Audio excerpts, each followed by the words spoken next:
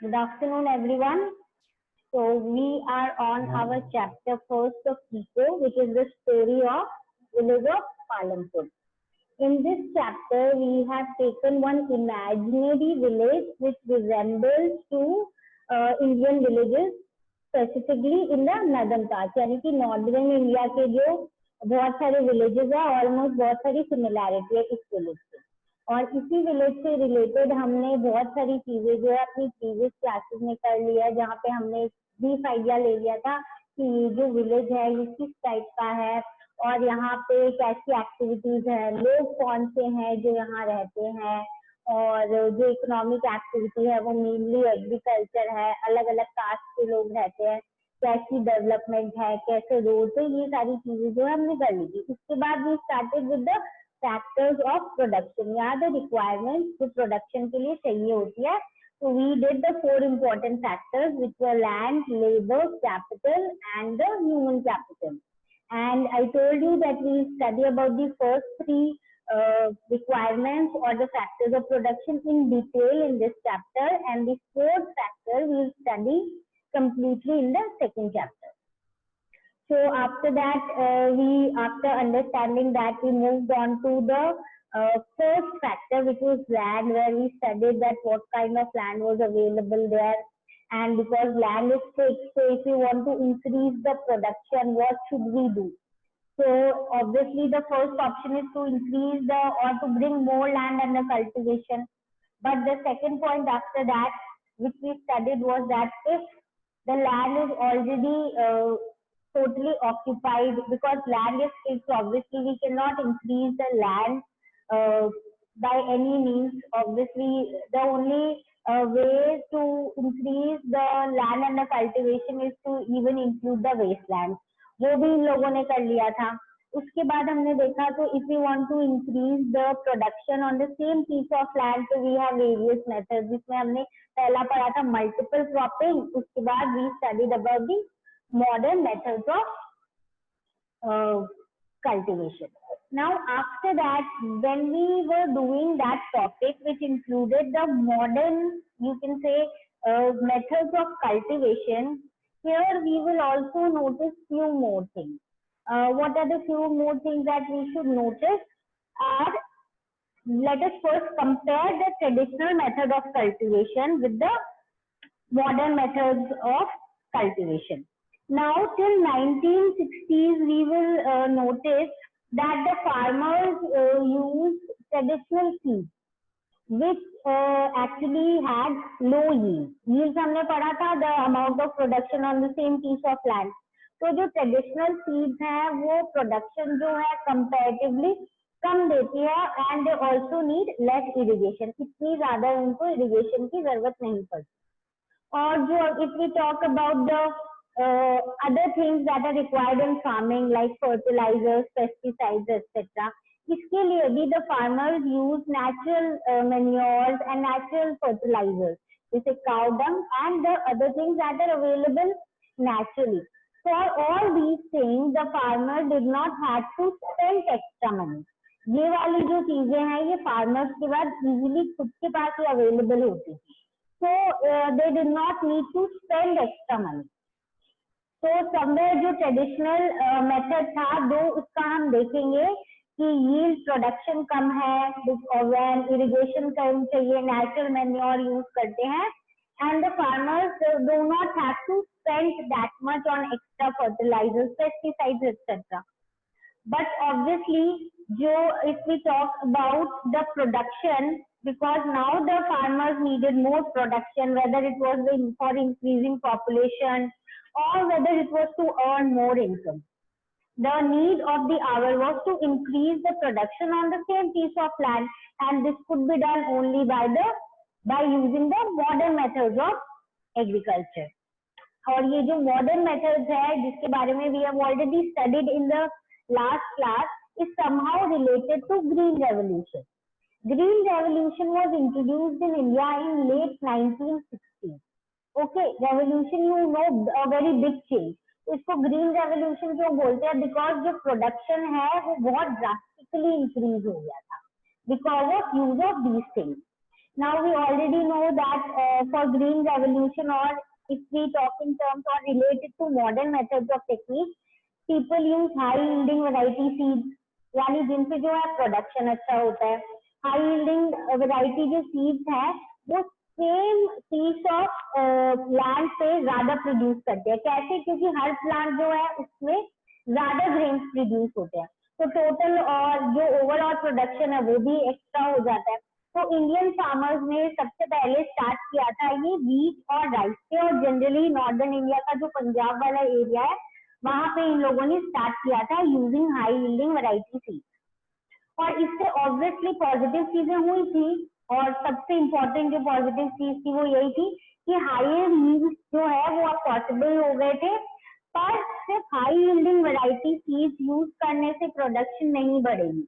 To increase the production of food grains along with high yielding variety seeds you also need irrigation, you need chemical fertilizers, you need pesticides, you need modern machinery and modern techniques.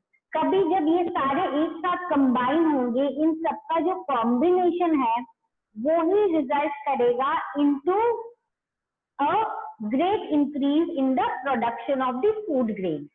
So with this we understand the green revolution after coming of green revolution in 1960s in India, and when the farmers started using the high yielding variety seeds and also chemical fertilizers, irrigation, pesticides, etc., the production was increased to a great extent.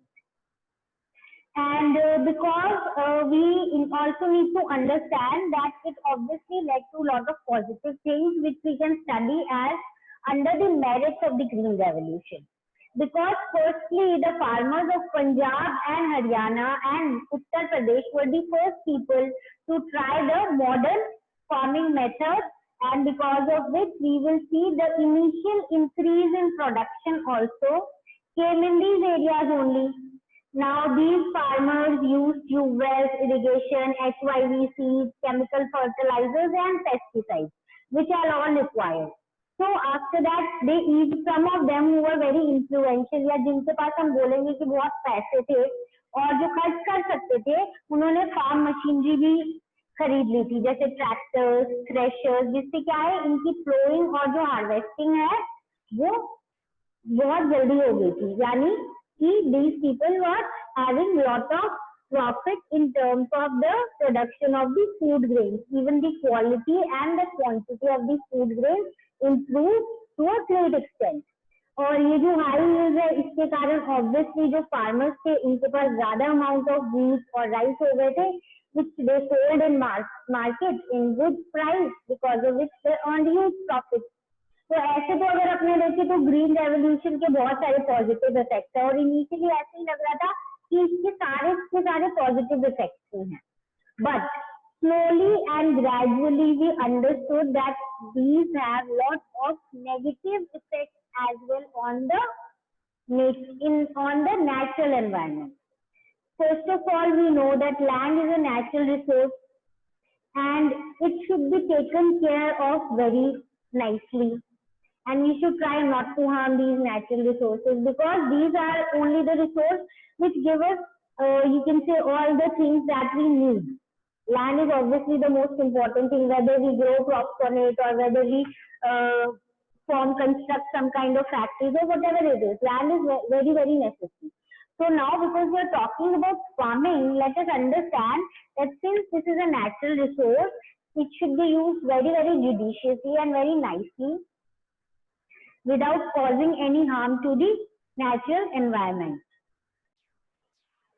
Okay, now so because land is something we should take care of, after a lot of scientific research and you can say study done after the use of these high yielding variety seeds, and because of the green revolution, we will notice that there are lots of things that are finally showing up as negative for the natural resource. Scientific reports have shown that because of these coming of this green revolution and using of HYV seeds and modern methods of technique, we have overused our natural resources. And green revolution has led to loss of soil fertility due to increased use of chemical fertilizers. Now, as we have already studied कि अगर HYV seeds use करोगे तो आपको उसके लिए irrigation facilities अच्छी होनी चाहिए. You should use good fertilizers, pesticides and all of these things. So obviously जब इतने chemical fertilizers जो हैं they will be uh, put on the crops or somewhere they will be used during the process of irrigation. So obviously जो soil की natural fertility है वो on you can say regular basis or with if we take for a longer time it will lose. यानी उसकी जो fertility है soil की natural fertility वो धीरे धीरे क्या हो जाएगी, कम होने लग जाएगी. Now, one more negative thing, we have seen that this continuous use of groundwater for tubewell, क्योंकि HYV सीड्स को इरिगेशन अच्छे से चाहिए, तो ट्यूबवेल इरिगेशन में क्या होता है, ग्राउंड वाटर जो है वो कंटिन्यूसली उसको एक्सट्रैक्ट किया जाता है. तो ऑब्वियसली जो अपना वाटर टेबल होता है यानी अंडरग्राउंड वाटर टेबल जो है वो क्या हो रहा है, धीरे धीरे कम हो रहा है, डिप्लीट हो रहा है. Again, we are overusing our natural resource of the groundwater. Added to it, जो chemical fertilizers that we put on the crops while doing this cultivation, what happens? These will obviously escape into soil. Soil में absorb हो जाएंगे और soil से absorb होके वो कहाँ चले जाएंगे? Ground water में चले जाएंगे, rivers में चले जाएंगे, lakes में चले जाएंगे. And they will then kill the bacteria. So this will lead somehow the pollution of water. यानी कि जो water है वो भी इससे क्या हो जाएगा, polluted हो जाएगा. उसके बाद not only this, the other thing that we will notice during this time will be that they will even kill the microorganisms. You may be knowing कि soil में बहुत सारे ऐसे microorganisms होते हैं which are very helpful for increasing the fertility of the soil. Okay, let us just take an example. You must have studied in your, I suppose, 8th class that there is a bacteria rhizobium which breaks the natural ammonia into nitrogenous compounds which is used by the leguminous plants. ऐसे करके you must have studied something in your 8th class कि जो हम बोलेंगे दाल वाले जो crops होते हैं उनके लिए ये बहुत ज्यादा अच्छे होते हैं ये बैक्टीरिया, और सॉइल को वो जो एटमॉस्फेयर में नाइट्रोजन प्रेजेंट है उसको ब्रेकेबल फॉर्म में कर देते हैं, जो एब्जॉर्ब हो जाती है into the soil and goes into the plant and it is very good for the soil and as well as for the plant. So why am I giving this example? I'm just telling you कि जो natural bacteria होते हैं और micro organisms होते हैं soil में जो soil को फर्टाइल बनाते हैं नेचुरली, वो इन केमिकल फर्टिलाइजर्स और पेस्टिसाइड्स जो हैं इनके कारण क्या हो जाते हैं, दे आर किल्ड. सो यानी we have now very less scope left कि जो नेचुरली जो सॉइल है वो अपनी फर्टिलिटी को रिप्लेनिश कर पाएगा. तो एक बार अगर you have started using these things that is chemical fertilisers and pesticides, but it is very difficult for the soil to naturally become fertile again. Natural fertility जो है वो बहुत ज्यादा धीरे धीरे reduce होने लग जाती है. Along with this, we know that these resources are something that require hundreds and thousands of years to reform. तो इनको restore करने में भी बहुत ज्यादा टाइम लगता है. So if we use these kind of chemicals continuously on some land, with time slowly and gradually it will totally lose its fertility and it will later even may become unfruitful or unproductive or you can say not suitable for growing of crops. For this they have also given us one example. Because consumption of chemical fertilizers in Punjab was highest in India, this led to the degradation of soil. Soil की जो fertility है एकदम खत्म हो गई, almost मतलब बहुत कम हो गई. अब क्या है, फार्मर्स को उस फर्टिलिटी को मेंटेन करने के लिए और केमिकल फर्टिलाइजर डालने पड़े, यानी पहले जितने डालते थे उससे और एक्स्ट्रा, बिकॉज जो नेचुरल फर्टिलिटी है वो कम होती जा रही है. तो इससे क्या हो रहा है, इसके अलावा जो बाकी इनपुट है वो भी उनको इंक्रीज करने पड़े हैं, why to increase the same production level. तो इससे क्या है, कॉस्ट ऑफ कल्टिवेशन भी राइज हो रहा है।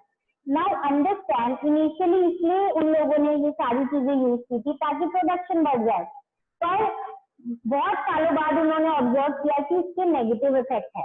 तो नेगेटिव इफेक्ट यही है कि जब नेचुरल इनिशियली जो फर्टाइल था उसमें थोड़े से फर्टिलाइजर्स डालने से या पेस्टिसाइड डालने से ही काम हो रहा था, पर जैसे जैसे सॉइल इन केमिकल्स के कारण अपनी फर्टिलिटी कम होती जा रही है सॉइल की, वैसे वैसे इन्हें केमिकल फर्टिलाइजर्स और यूज करने पड़े, तो और बाकी मशीनरी बाकी इनपुट भी और ज्यादा यूज करने पड़े, तो ऑब्वियसली जो कॉस्ट ऑफ कल्टिवेशन है वो बढ़ रहा है, तो धीरे धीरे यानी उनका जो प्रॉफिट रेशियो है फार्मर्स का वो कम होने लग गया।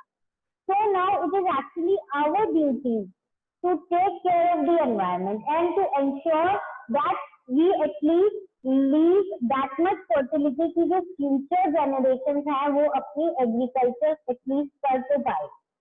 With this we also need to understand few more things which may not be stated in the book. You may be knowing कि हम लोग whenever we use any kind of vegetables or they tell us you should wash it nicely, maybe with warm water or maybe with vinegar water. क्यों?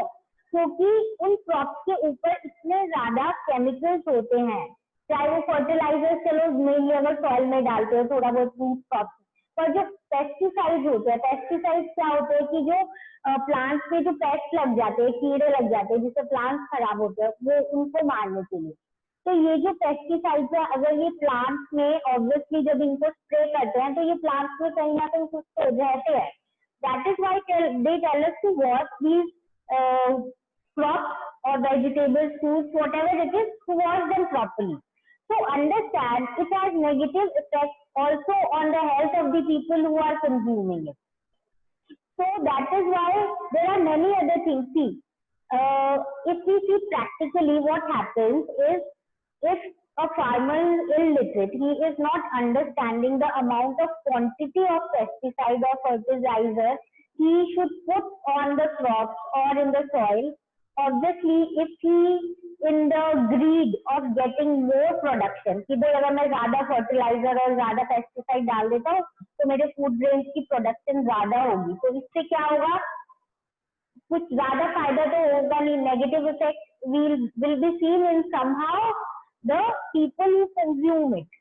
So that is why अब तो obviously इससे related बहुत awareness हो रही है कि you should only put this much of fertilizer or this much of pesticide, and it is also recommendable for us that we people should always wash the crops whichever before using any of the, whether they are vegetables or fruits. And that is why if you, I suppose you all may be knowing that now there is a trend of using organic crops. Organic crops का बहुत ज्यादा अभी trend हो रहा है, people are wanting कि हमें वही क्रॉप्स चाहिए, चाहे वो हो सकता है थोड़े बहुत एक्सपेंसिव हो, थोड़े महंगे हो, but at least they are free of chemicals. यानी just understand we are trying to move back to the original ideas using the natural manure जैसे काउ डंग वगैरह। इसके साथ साथ अगर हम ऑब्वियसली ऑर्गेनिक फार्मिंग होगी तो अपनी जो एनवायरमेंट है उस पर भी नेगेटिव इफेक्ट कम होंगे। That is why we must take care of the environment and we should see to it, if it is necessary, suppose to use these chemical fertilizers or pesticides, whatever it is, they should be used in very less quantity or the appropriate quantity. And as I have said that already, nowadays there is a lot of awareness telling the farmers that which kind of fertilizers you should use and which quantity you should use it. So here we just need to understand that though green revolution brought lot of positive effects in increasing the food grain production, but there were lot of negative effects also, because of which people are now moving towards these other ways, or you can say the organic ways of growing these things. So now we move on to the next topic. Now coming back to our Palanpur. Now जो पालनपुर में farmers में land distribution कैसे था, because we are studying about the land which is one of the most important और you can say the first requirement और first factor of production. how was the land distributed among the different people of Palampur? Obviously, all farmers cannot have the land of their own, because we know few are rich, few are poor, few have land, few are landless laborers. So, out of the 450 families that we already know lived in Palampur, 150 were mostly Dalits, and these were the people who were landless. Landless थे तो यानी ये दूसरों के land पे आके काम करते थे या और कोई काम करते थे. Around 240 families जो थी, they had small land holding which was less than 2 hectares. यानी अगर 2 hectares से कम आपके पास land holding है, तो you are coming in the category of small farmers, जिनके पास small land holding है. तो 240 around families ये थी जिनकी इनकम जो है insufficient थी अगर वो सिर्फ फार्मिंग से अपनी लिविंग चलाना चाहे तो. 60 फैमिलीज ही ऐसी थी जो मीडियम या लार्ज फार्मर्स थे, जो 2 हेक्टेयर से ज्यादा लैंड जो है कल्टीवेट करते थे. और इसमें से भी we will notice that there were only few who had you can say a great amount of land, या जिनके पास जो लैंड बिलोंगिंग है वो बहुत बड़ी थी if we talk in terms of the land size. Now we move on to the next thing. Now, as I said that many people had very small piece of land. Along with that, we should also know what is the problem if somebody is having a small land. If suppose, as they have given us example of one of the farmers, and this farmer named Govind is having a very small plot, and we will notice what are the problems that he faced. Before moving on to that story, let us just go to few more points, and one of them is, as I told you in the previous slide, that out of 150 families, mostly people were the Dalits who were landless, and 240 had small land piece less than 2 hectares, and 60 families had medium or large farmers who cultivated in more than 2 hectares of area. So we will see that इसमें से भी जो large farmers थे वो सिर्फ कुछ ही ऐसे थे जिनके पास 10 हेक्टेयर से भी ज्यादा का लैंड था. यानी कि बहुत कम ऐसे लोग थे जिनके पास बहुत बड़े पीस ऑफ लैंड थे, और ऑब्वियसली इनके लैंड पे कोई जो ये लैंडलेस लेबर है ये भी काम करते. So now we move on to the story about which I was talking, and this is the example of a farmer named Govind. Now he had 3 sons. और गोविंद के पास लैंड थी 2.25 हेक्टेयर. ठीक है, लार्जली हम बोलेंगे कि ये जो है अनकल्टिवेटेड लैंड थी, और इससे ये लोग क्या करते थे, ये they used to cultivate the land. After that, what will happen, we will notice that he also had a buffalo which was source of little more income. So as I told you that the land that he had was 2.25 hectares, and obviously he cultivated it, and actually we had to write that it is unirrigated. It was not uncultivated, it was cultivated, but it was unirrigated land, and this land was obviously not enough to sustain their family, and these people had to find out other source of income, and the other source of income was through they had a buffalo, and with this buffalo obviously they used to sell the milk. So now along with that, what happened after that? After his death, his land was distributed obviously equally among his sons. So each of the sons approximately got only 0.75 hectares of land. Now, so you can see, if somebody is having such a small piece of land, is it possible for that person to earn a good living? Good क्या at least इतनी living की basic जो necessities है वो पूरी हो जाए, वो भी नहीं हो पाती.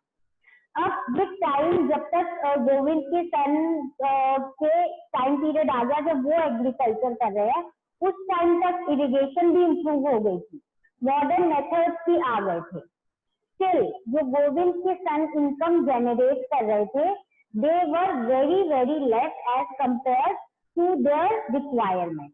So इसीलिए हम समझते हैं कि इंडिया में क्या है, the problem is there that the sir initially तो लैंड बड़े बड़े थे, तो अगर सन से डिस्ट्रीब्यूट हो तो नॉट अ प्रॉब्लम, बट अब लैंड फिक्स है, पॉपुलेशन ऑलरेडी बहुत इंक्रीज हो गई है, अब जो लैंड है उसमें और जब उसको और डिवाइड करते हैं तो जो लैंड पीसेस अवेलेबल होते हैं किनके पास, जो उनके नेक्स्ट जनरेशन के पास है, वो इतनी कम हो जाती है कि it becomes really really difficult for these people to earn their living. That is why these people like Govind son are always searching for extra work कि किसी के काम में काम मिल जाए या हमें कोई एक्स्ट्रा काम मिल जाए ताकि at least we can earn our living and we can have a at least ऐसी life जिसमें we can have 2 times food and we can have our family at least having the basic needs, and so that these things are clear for them and they are actually able to live a life which is obviously nice life. जीना तो बहुत मुश्किल है उनके लिए, but at least ऐसी तो हो कि जो basic needs है उनकी और उनकी family की वो fulfill हो जाए.